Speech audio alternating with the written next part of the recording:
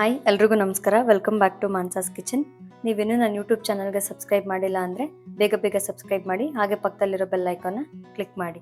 ನಾನು ಇವತ್ತಿನ ವಿಡಿಯೋದಲ್ಲಿ ಬ್ರಿಂಜಾಲ್ ಫ್ರೈ ಮಾಡೋದು ಹೇಗೆ ಅಂತ ತೋರಿಸ್ಕೊಡ್ತೀನಿ. ಬನ್ನಿ ಹೇಗೆ ಮಾಡೋದು ನೋಡೋಣ. ಬ್ರಿಂಜಾಲ್ ಫ್ರೈ ಮಾಡೋದಕ್ಕೆ ಬೇಕಾಗಿರೋ ಇಂಗ್ರೀಡಿಯೆಂಟ್ಸ್ ಏನೇನೆಂದರೆ, ನಾನಿಲ್ಲಿ ಬ್ರಿಂಜಾಲ್ ತೊಗೊಂಡಿದ್ದೀನಿ. ಅದನ್ನು ಈ ರೀತಿ ಸಣ್ಣದಾಗಿ ಕಟ್ ಮಾಡ್ಕೊಂಡು ಇಟ್ಕೊಂಡಿದ್ದೀನಿ.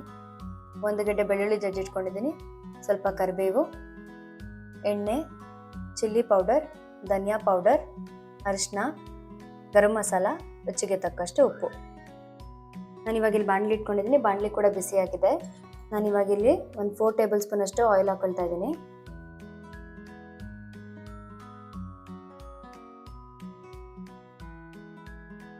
ಇವಾಗ ಆಯಿಲ್ ಸ್ವಲ್ಪ ಕಾದಿದೆ. ನಾನಿವಾಗ ಇದಕ್ಕೆ ಕಟ್ ಮಾಡಿ ಇಟ್ಕೊಂಡಿರೋ ಬ್ರಿಂಜಾಲ್ ಹಾಕೊಳ್ತೀನಿ.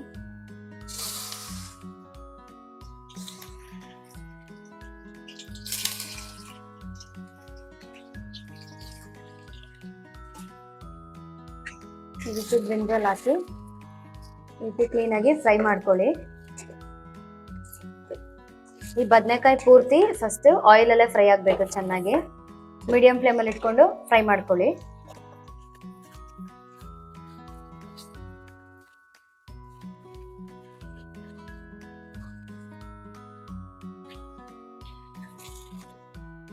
ಇವಾಗ ಇದು ಈ ಥರ ಕ್ಲೀನಾಗಿ ಎಣ್ಣೆಲೆ ಫ್ರೈ ಆಗಲಿ. ಅದು ವಾಶ್ ಮಾಡಿ ಇಟ್ಕೊಂಡಿದ್ವಲ್ಲ, ಆ ನೀರೆಲ್ಲ ಸ್ವಲ್ಪ ಲೈಟಾಗಿ ಬಿಟ್ಕೊಳ್ಳುತ್ತೆ. ಇದು ಗೋಲ್ಡನ್ ಬ್ರೌನ್ ಆಗೋವರೆಗೂ ಕ್ಲೀನಾಗಿ ಫ್ರೈ ಮಾಡ್ಕೊಳ್ಳಿ. ಇವಾಗ ಚೆನ್ನಾಗಿ ಫ್ರೈ ಆಗ್ತಾ ಇದೆ. ನಾನು ಇವಾಗ ಇದಕ್ಕೆ ಒಂದು 1/2 ಟೇಬಲ್ ಸ್ಪೂನ್ ಅಷ್ಟು ಅರಿಶಿನದ ಪುಡಿ ಹಾಕೊಳ್ತಾ ಇದ್ದೀನಿ.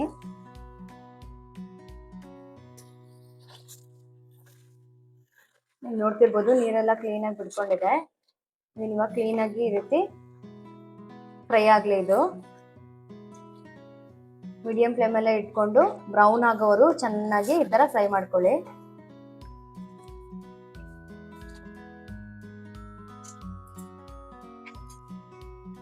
ಇವಾಗ ಚೆನ್ನಾಗಿ ಫ್ರೈ ಆಗ್ತಾ ಇದೆ. ನಾನು ಇವಾಗ ಇದಕ್ಕೆ ಒಂದು ಸ್ವಲ್ಪ ಉಪ್ಪು ಹಾಕೊಳ್ತಾ ಇದ್ದೀನಿ. ಸ್ಟಾರ್ಟಿಂಗ್ ಸ್ವಲ್ಪನೇ ಹಾಕೊಳ್ಳಿ, ಬೇಕಾದರೆ ನೀವು ಆಮೇಲೆ ಆ್ಯಡ್ ಮಾಡ್ಕೊಳ್ಬೋದು. ಅದನ್ನು ಕ್ಲೀನಾಗಿ ಈ ರೀತಿ ಫ್ರೈ ಮಾಡ್ಕೊಳ್ಳಿ. ಇವಾಗ ಕ್ಲೀನಾಗಿ ಫ್ರೈ ಆಗ್ತಾ ಇದೆ. ನಾನು ಇವಾಗ ಇದಕ್ಕೆ ಜಜ್ಜಿಟ್ಕೊಂಡಿರೋ ಬೆಳ್ಳುಳ್ಳಿ ಹಾಗೆ ಕರಿಬೇವನ್ನ ಆ್ಯಡ್ ಮಾಡ್ಕೊಳ್ತಾ ಇದ್ದೀನಿ.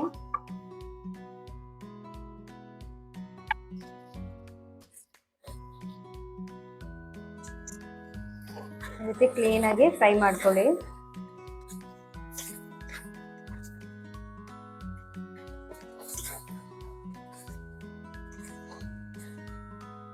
ಇನ್ನೊಂದು 5 ನಿಮಿಷ ಹೀಗೆ ಬಿಡೋಣ, ಚೆನ್ನಾಗಿ ಫ್ರೈ ಆಗಲಿ.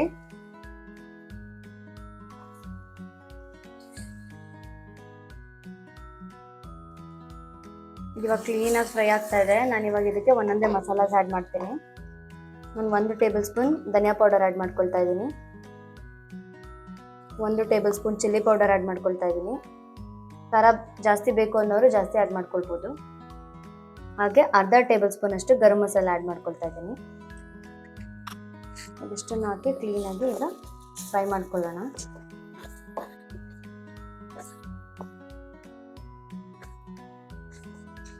ನೋಡ್ತಿರ್ಬೋದು ಎಷ್ಟು ಕ್ಲೀನಾಗಿ ಫ್ರೈ ಆಗ್ತಾ ಇದೆ ಅಂತ. ತುಂಬಾ ಚೆನ್ನಾಗಿರುತ್ತೆ. ಚಪಾತಿ, ರೊಟ್ಟಿ ಇದ್ರ ಜೊತೆಗೆಲ್ಲ, ಅಥವಾ ತಿಳಿ ಸಾರು ಅನ್ನ ಮಾಡಿದಾಗ ಸೈಡ್ಸಿಗೂ ತುಂಬಾ ಚೆನ್ನಾಗಿರುತ್ತೆ.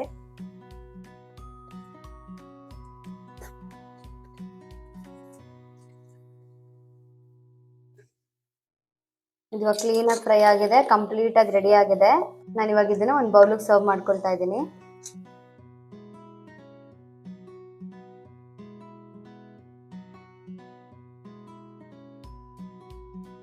ಕಮ್ಮಿ ಇಂಗ್ರೀಡಿಯೆಂಟ್ಸಲ್ಲಿ ಬೇಗ ಆಗೋ ಬದನೆಕಾಯಿ ಫ್ರೈ ಇದು.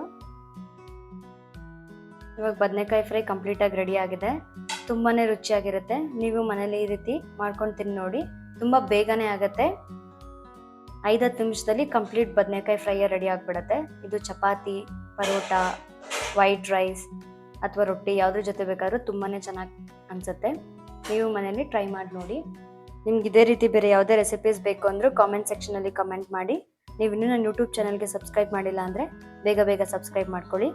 Thanks for watching. Thank you.